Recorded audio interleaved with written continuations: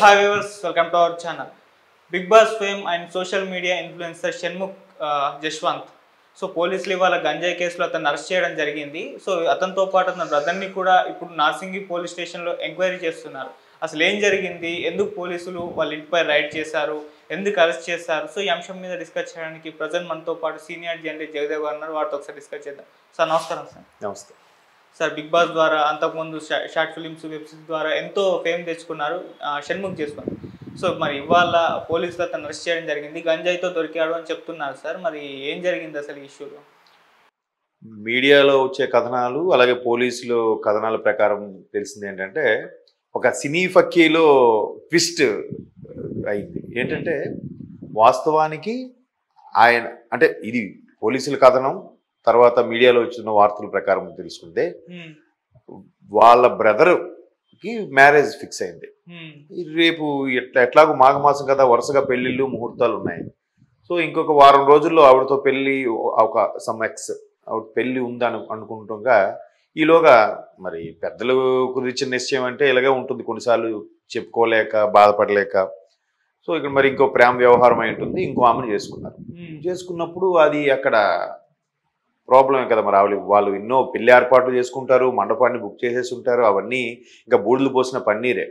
అవన్నీ అట్లా జరుగుతున్నప్పుడు ఎలా ఉంటుందంటే ఒక్కసారిగా మనస్తాపానికి గురవుతారు. అటుపక్క అమ్మాయి కూడా చాలా ఆశలు పెంచుకుంటారు, వీలే కాబోయే భర్త అన్నట్టు ఫీల్ అవుతారు. అంత జరిగినప్పుడు ఒక్కసారిగా ఇట్లా జరిగినప్పుడు మనస్తాపం చెందుతుంది. బట్ మొత్తానికి వాళ్ళు సైలెంట్గా ఎందుకులే అని ఊరుకోకుండా, ఎలాగూ ఉన్న పరువు ఊర్లో సగం పరువు సంతలో అన్నట్టుగా తెలుగులో సామెత ఉందిలేండి. అలాగా పరువు పోయే అంశం కాబట్టి సరేలే అని చెప్పి కంప్లైంట్ చేద్దాం డిసైడ్ అయ్యారు. నిజంగా ఒక విధంగా చెయ్యాలి కూడా, లేదా వీళ్ళైనా వెళ్ళి వాళ్ళకి సారీ చెప్పడము, ఇట్లా మా అబ్బాయి చేసిన దానికి మేము అంటున్నాను ఏదో చెప్పాలి. బట్ వాళ్ళు కాంప్రమైజ్ అవ్వచ్చు అవ్వకపోవచ్చు, వాళ్ళు సీరియస్గా తీసుకుంటే ఎట్లా కంప్లైంట్ వస్తుంది. అయితే ఇక్కడ కంప్లైంట్ ఇచ్చినప్పుడు విచారించడానికి అరెస్ట్ అని కాదు, కానీ పోలీసులు ఏంటంటే అలా కంప్లైంట్ చేసేటప్పుడు ఏం జరిగింది ఏంటని విచారించడానికి లేదా వాళ్ళు ఫోన్ చేసి పిలిపించడానికి ప్రయత్నిస్తారు. వాళ్ళు దొరకనప్పుడు, ఫోన్కు అందుబాటులో దొరకనప్పుడు కూడా వెళ్ళి తీసుకురావడానికి ప్రయత్నిస్తారు. మ్యాక్సిమం ఫోన్ చేస్తారు, పిలిపిస్తారు కౌన్సిలింగ్ చేయించడానికి, లేదా ఏం జరిగింది సెటిల్మెంట్ చేయడానికి అన్నట్టు చూస్తారు.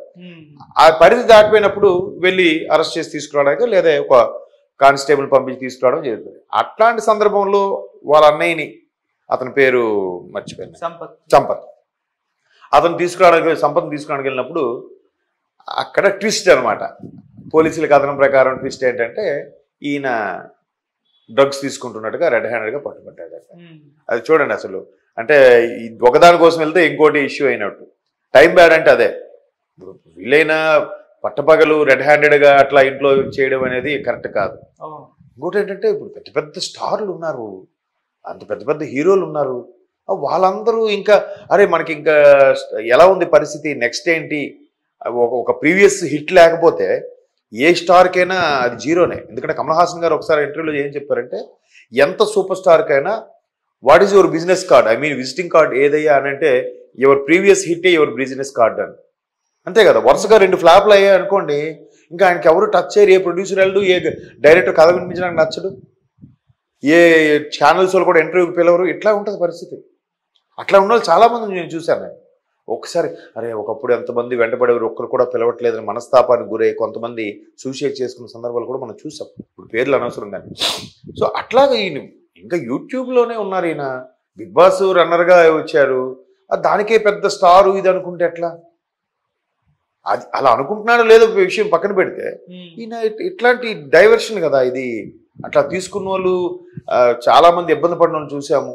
తర్వాత రిహాబిలేషన్ సెంటర్కి వెళ్ళి రికవర్ అవ్వడము, లేదంటే జీవితాలు పాడు చేసుకోవడము, ఇట్లా చాలామంది అవుతున్నాయి కదా. అట్లాంటి ఇంకా అప్కమింగ్ యంగ్ హీరోగా ఉండాల్సిన వ్యక్తి పోనీ ఇట్లాగా షార్ట్ ఫిల్మ్స్లోనో లేదంటే వెబ్ సిరీస్లోనో యాక్టివ్గా ఉండే ఇంకా స్థాయి పెంచుకునేలా ఉండాలి. కానీ ఒకసారి ఈ మాత్రం యూట్యూబ్లో వచ్చిన ఇమేజ్కి, బిగ్ బాస్లో వెళ్ళాం కదా అన్నంత ఇమేజ్కి ఇదే లైఫ్ అనుకొని వెంటనే పక్కదోవ పడితే ఏమవుతుంది అంటే మీరు అనొచ్చు ఇంకా చాలా మంది ఉన్నారు కదా సార్ ఇండస్ట్రీలో దొరకని వాళ్ళం. నిజమే, దొరికితేనే దొంగ, దొరకపోతే దొర ఎవడైనా సరే. బట్ ఈయనకి అవసరం లేదు కదా. ఇంతకుముందు కూడా ఒక 1.5 years 2 years బ్యాక్ కూడా ర్యాష్ డ్రైవింగ్ చేశారు ఏదో అన్నట్టుగా, I mean drunk and drive అనేమో, ఏమో అప్పుడు కూడా ఇట్లాగా డ్రగ్స్ గట్రా తీసుకున్నారేమో. అసలే ఒకవైపు టాలీవుడ్ ఇండస్ట్రీని డ్రగ్స్ వ్యవహారం కుదిపేస్తుంది కదా. మొన్నటి వరకు ఆయన పేరేంటి, సైడ్ రోహిత్ కాదు, రోహితేనా, సైడ్ క్యారెక్టర్స్ అవి చేసేవారు ఆయన. ఆయన వ్యవహారం ఆయన దొరకలేదు, అరెస్ట్ చేయాలి, చాలా కాంటాక్ట్స్ ఉన్నాయనుకున్నారు. గతంలో రవితేజ గారి బ్రదర్కి కూడా ఇట్లాగే ఇష్యూ జరిగింది. తర్వాత పూరి జగన్నాథ్ గారిని, చార్మి గారిని కూడా ఎంక్వైరీకి పిలిచారు. ఇట్లా అన్ని ఇష్యూస్ నడుస్తున్నప్పుడు జాగ్రత్తగా ఉండాలి కదా. ఇప్పుడు ఏమైంది, ఒకటి వాళ్ళ అన్నయ్య ఎవరో అమ్మాయిని చేసుకున్నారని ఇష్యూ కన్నా ఇది ఎక్కువ పెయిన్ అయిపోయింది. ఇప్పుడు ఇద్దరిని తీసుకెళ్లి విచారించాల్సిన పరిస్థితి వచ్చింది. ఇప్పుడు ఇద్దరిని తీసుకెళ్లడంతో పాటు అసలు మీకు ఎక్కడి నుంచి వస్తున్నాయి సప్లై, ఎవరు చేస్తున్నారు, ఎవరు దీనికి మెయిన్ సూత్రధారి, ఇంక ఈ తీగంతా లాగుతారు. పెద్ద పెద్ద వాళ్ళ వ్యవహారాలు అనుకోండి, మీరు అనుకున్నట్టు కామప్ అయిపోతాయి. ఇట్లా అప్కమింగ్ ఇట్లా ఉన్నప్పుడు కొన్నిసార్లు వాళ్ళు ఎవరినో ఒకరిని టార్గెట్ చేయాలి, ఎవరినో ఒకరి ద్వారా లీడ్ తీసుకురావాలి, కాబట్టి వీళ్ళని ఖచ్చితంగా టార్గెట్ చేస్తారు, మధ్యలో వీళ్ళు బలవుతారు. అది ఎంత దూరం తీసుకెళ్తాయంటే చాలా ఇష్యూస్ అవుతాయి కదా. సో అలాంటప్పుడు కొంచెం జాగ్రత్తగా ఉండాల్సింది. ఒకవేళ ఉన్న పోనీ అలవాటు మీరు అన్నట్టు దొరికినోడు కదా, దొరకనోడు అని అనడానికి మీరు మిగతా టైంలోనే ఎప్పుడో చేయొచ్చు కదా. పట్టపగల వీళ్ళు వెళ్ళి అరెస్ట్ చేయడానికి వెళ్ళినప్పుడు ఈయన ఈ విషయంలో దొరికాడంటే అదేదో సినిమా ఫక్కీలో జరిగినట్టుగా లేదు. లేదా ఎవరైనా ఇన్ఫార్మ్ చేశారా పోలీసులకి, అలా కూడా ఉండొచ్చు. లేదంటే జనరల్గా ఫోన్ చేసి రండి కౌన్సిలింగ్ పిలిపించి, లేదంటే మీ మీద కంప్లైంట్ వచ్చింది ఒకసారి స్టేషన్కి రావాల్సి ఉంటుంది అని చెప్పే నేపథ్యంలో డైరెక్ట్గా ఇంటికి వెళ్ళారంటే ఇట్లాంటి ఇన్ఫర్మేషన్ ఏమైనా వచ్చిందేమో. పోలీసులు కూడా ఇన్ఫార్మర్స్ ఉంటారు, అటువంటి నేపథ్యంలో ఈయన పట్టుకున్నారేమో. ఇంకా కెరియర్కి మచ్చ అయిపోతుంది కదండి, ఇలాంటివన్నీ ఇష్యూస్ అవుతాయి. అంతకుముందు నేను కూడా విన్నాను, ఆయన ఇలాగ యూట్యూబ్తో ఉన్నప్పుడు మరొక యూట్యూబ్ స్టార్తో ప్రేమలో ఉండేవారని కానీ సోషల్ మీడియాలో బాగా వైరల్ అయ్యాయి. ఆ పేరు ఇప్పుడు అనవసరం కానీ. సో ఆ తర్వాత అది ఎందుకో చెడింది అన్నట్టు కూడా వార్తలు ఉన్నాయి. అందులో ఎంతవరకు వాస్తవం తెలియదు.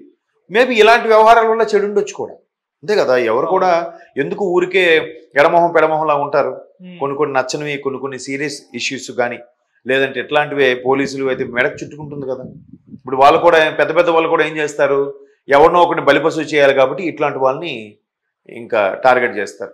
ఇంకా చాలా కెరీర్ ఉన్న వ్యక్తి కదా. అట్లా అంటే ఒక్కొక్క బలహీన క్షణం, ఒక్కోసారి టైం బ్యాడ్, అట్లా డైవర్షన్ తీసుకోవడం జరుగుతుంటుంది. చాలాసార్లు హీరో సుమన్ గారు కూడా అదే చెప్పారు. కొన్ని సందర్భాల్లో మనం తప్పు చేయకపోయినా, ఇప్పుడు ఆయన దానికోసం రెడ్ హ్యాండెడ్గా దొరికాడంటే ఒకటి ఆయన తీసుకుంటున్నాడా, ఆయన పేరు షణ్ముఖ్, ఆయన తీసుకుంటున్నాడా లేదా అక్కడ ఉంటే దొరికాయా, లేదంటే ఆయన ఇంకెవరికైనా ఇవ్వడానికి అక్కడ ఉంచాడా, లేదంటే ఎవరో వేసిన వలలో ఇనిచుక్కున్నాడా అనేది ఇంక పూర్తి స్థాయిలో తెలియదు. బట్ పోలీసుల కథనం ప్రకారం మేము వెళ్ళేసరికి ఆయన దాంతో పట్టుబడ్డాడు అన్నట్టుగానే చెప్తారు. అవి చాలా కోణాలు ఉంటాయి. షణ్ముఖ్ జశ్వంత్ కోణం అనేది వేరే ఉంటుంది మళ్ళీ. సో అలాంటప్పుడు హీరో సుమన్ గారు అందుకే చెప్తారు, టైం బ్యాడ్ అని ఇండస్ట్రీలో చాలా జాగ్రత్తగా ఉండాలి. అప్పుడప్పుడు అప్కమింగ్ వచ్చేటప్పుడు అందరి దృష్టి మన మీద ఉంటుంది, ఏదో ఒక రకంగా ఇరికించాలి, లేదంటే బురద జల్లాలని చూసే వాళ్ళు ఉంటారు, జాగ్రత్తగా ఉండాలని చాలా ఇన్ని ఇంటర్వ్యూస్లో చెప్పాడు. ఆయన సఫర్ అయ్యాడు కాబట్టి, ఎవరో చేసిన దానికి ఈయన సఫర్ అయ్యి ఇబ్బంది పడ్డాడు కాబట్టి తర్వాత స్టార్ హీరో అయ్యారు. ఆయన కూడా హీరోగా అయ్యారు, కానీ మిగతా హీరోలు అంత రేంజ్కి అయితే వెళ్ళలేకపోయారుగా. ఒక ఫ్యామిలీ ఓరియంటెడ్ హీరోగానే ఉండిపోయాడు ఆయన. అంత మార్షల్ ఆర్ట్స్, ఆ రోజుల్లో కూడా మార్షల్ ఆర్ట్స్ అంత ఫుల్ ఫ్లెడ్జ్గా ఉండే హీరోలు ఎవరు లేరు. ఇప్పుడంటే అందరూ ఏరోబిక్స్, మార్షల్ ఆర్ట్స్ అన్నీ నేర్చుకుంటున్నారు, జిమ్ బాడీ అవన్నీ. ఒకప్పుడు సౌత్లో అలా ఉండేవారు కాదు. మరి అటువంటి అంత మీద ఉన్నప్పుడు కూడా ఇబ్బంది పడ్డాడు. బట్ ఆయన కష్టపడి ఏదో నిలబెట్టుకున్నాడు. మరి ఇంకా అప్కమింగ్ కదా, యూట్యూబ్ నుంచి పూర్తి స్థాయిలో ఆన్ స్క్రీన్కే రాలేదు, వెండి తెరకి రాలేదు, బిగ్ స్క్రీన్కి, స్మాల్ స్క్రీన్కి వచ్చారేమో కానీ, ఐ మీన్ యూట్యూబ్ ఇట్లాంటి వాటికి. కాబట్టి జాగ్రత్తగా ఉండాల్సిందే. చూద్దాం మరి ఎలాంటివి జరిగినప్పుడైనా మరికొంతమంది యూట్యూబర్లు కానీ, లేదా ఇప్పుడిప్పుడే షైన్ అవుతున్న యాక్టర్స్ కానీ, స్టార్స్ కానీ జాగ్రత్తగా ఉంటే మంచిది. అవి దొరకడం, పట్టుబడ్డము అవన్నీ ఎంజాయ్ అని అనుకుంటే అవి అక్కడితోనే ఎంజాయ్ లాస్ట్ అయిపోవచ్చు. చాలా మంది ఇబ్బంది పడతారు. అవి తర్వాత ఎవరు దగ్గరికి కూడా చేరరు. ఇష్యూస్ వచ్చినప్పుడు అందరూ హ్యాపీగా ఉన్నప్పుడు, వాడు సంపాదిస్తున్నప్పుడు, వాడు ఫేమ్ ఉన్నప్పుడు పక్కన నా ఫ్రెండ్ రా, నా ఓడర్ అని అంటారు. ఇట్లాంటి విషయం దొరికితే ఇంకెవడు మా ఫ్రెండ్ లేదండి జస్ట్ ఫ్రెండ్ అండి, ఫ్రెండ్ ద్వారా పరిచయం అండి, ఎట్లా మాట్లాడతారు. ఇప్పుడు తెలిసి వస్తుంది అసలు లైఫ్ ఏంటండి.